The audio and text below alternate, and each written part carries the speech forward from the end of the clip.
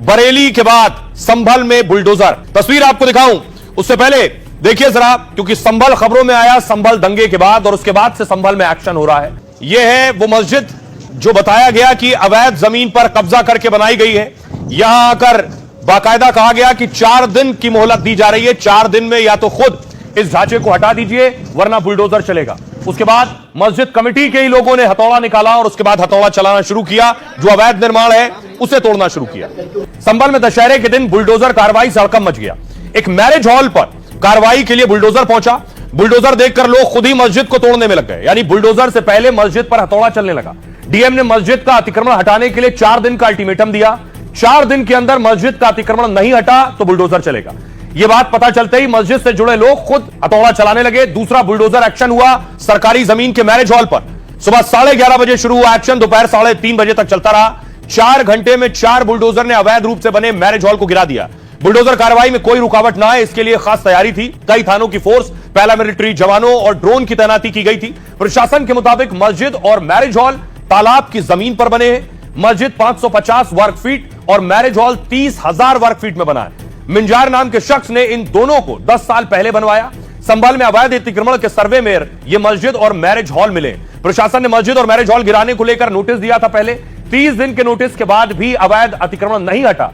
तब संभल में 200 जवानों की मौजूदगी में बुलडोजर पहुंचा। संभल के लोग बताते हैं कि मैरिज हॉल 60 से 70 लाख रुपए में बना। गांव के गरीब बेटे बेटियों की शादी इसी मैरिज हॉल से होती थी। आज संभल में बुलडोजर चला। असदुद्दीन ओवैसी कह रहे हैं बुलडोजर से बहुत जुल्म किया जा रहा है। सुप्रीम कोर्ट की गाइडलाइंस का पालन नहीं हो रहा है। अन्याय एक दिन खत्म हो जाएगा लेकिन खून और आग बनी रहेगी। प्रमोद कृष्णम कह रहे हैं दंगा भड़काने वालों पर बुलडोजर के साथ ही तोप और गोले भी चलेंगे।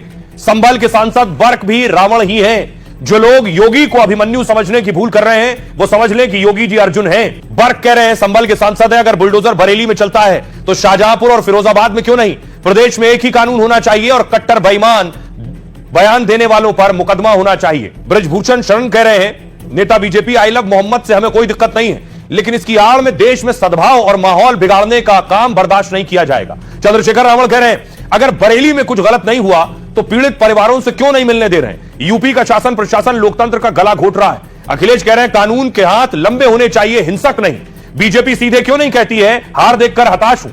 यूं लोगों को नजरबंद कर वो परेशान तो ना करें। यूपी में अब कहीं पर भी दंगाइयों की खैर नहीं, क्योंकि योगी की महिला कमांडो ने मोर्चा संभाला है। ये कोई साधारण कमांडो नहीं, इन्होंने बहुत खास ट्रेनिंग ली है। मार्शल आर्ट से लेकर गुरिल्ला वॉर में ये माहिर हैं। इन्हें बाकायदा आधुनिक हथियारों की ट्रेनिंग मिली है। ये भीड़ नियंत्रण से शांति बहाली तक में सक्षम है, मतलब दंगे और हर उपद्रव से निपटने में सक्षम है। योगी ने पहली महिला एसओजी की तैनाती बरेली में की है। 800 महिला पुलिस कर्मियों ने बरेली में फ्लैग मार्च किया और संदेश दिया कि बरेली में अब कोई बवाल नहीं होगा।